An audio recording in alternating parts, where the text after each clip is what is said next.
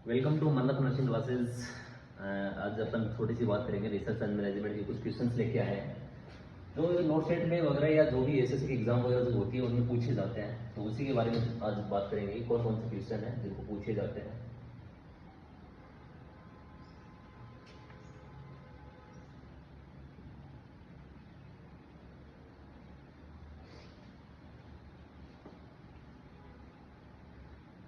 आपके सामने पहला क्वेश्चन है,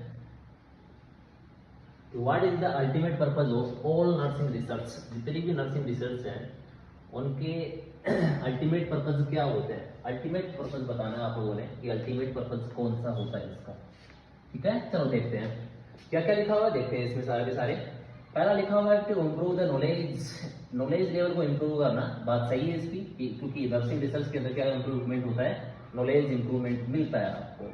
तो सोल्व द प्रॉब्लम को सोल्व करने के लिए काम में आती है, बिल्कुल सही बात है। क्योंकि नर्सिंग रिसर्च से जो नर्सिंग रिसर्च की प्रॉब्लम्स हैं उनको क्या किया जाता है, सोल्व आउट किया जाता है। अगला लिखा हुआ है कि to stimulate the more research in nursing. Stimulate करने के लिए बाकी आगे जाके आप नर्सिंग रिसर्च की स्टडी कर सको, तो बिल्कुल सही बात है, ये भी सही बात है।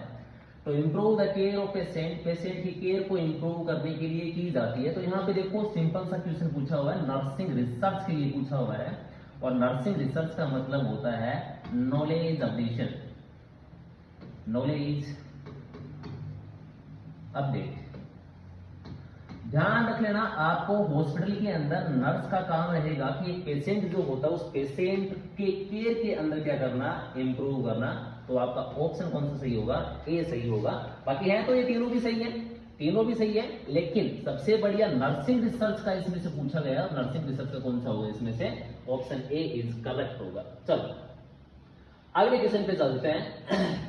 The most objective means to obtaining nursing knowledge is through. Nursing knowledge जो है वो ऑब्टेन इनमें से किसमें से किया जाएगा।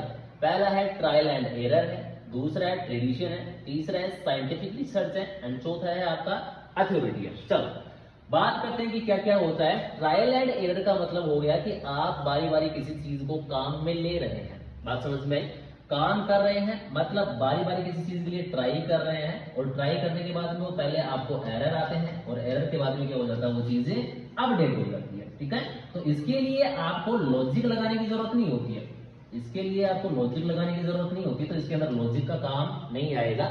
चलो दूसरी बात करते हैं, ट्रेडिशन आएगा। ट्रेडिशन का मतलब हो गया कि आपको पहले किसी ने कुछ बोला, फिर उसने आपको कुछ बोला, फिर उसने आपको कुछ बोला, ऐसे करके बनता है, ट्रेडिशन बनता है। फॉर एग्जाम्पल के तौर पर मैं बात करूं, जैसे पेरेंट्स ने बोला कि दीपावली ऐसे मनाई जाती है, वो ट्रेडिशन है।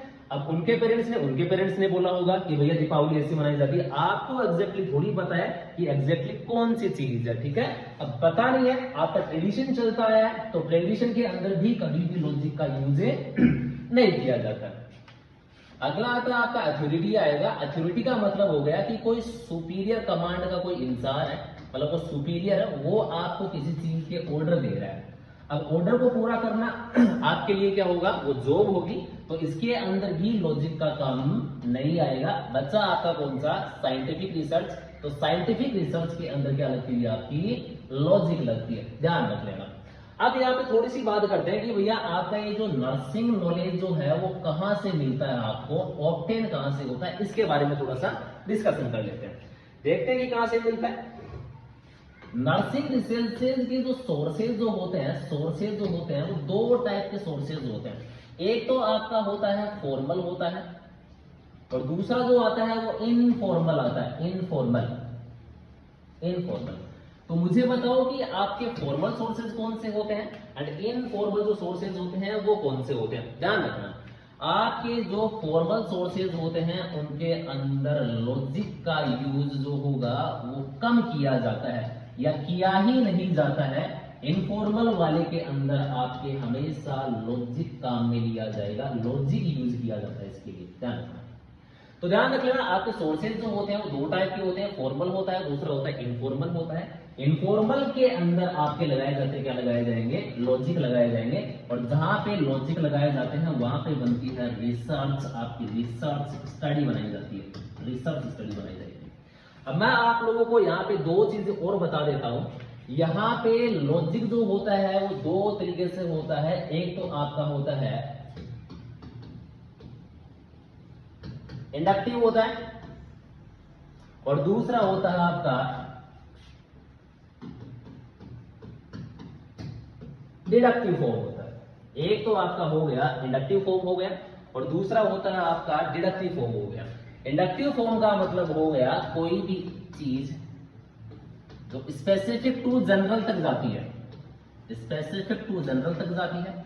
और डिडक्टिव का मतलब हो गया कोई भी चीज जो जनरल से कहां पे जाती है, स्पेसिफिक तक जाती है, उसको बोला जाएगा, क्या बोला जाएगा, डिडक्टिव के नाम से बोला जाएगा। अब इनके एग्जाम्पल के तौर पे बात करते हैं।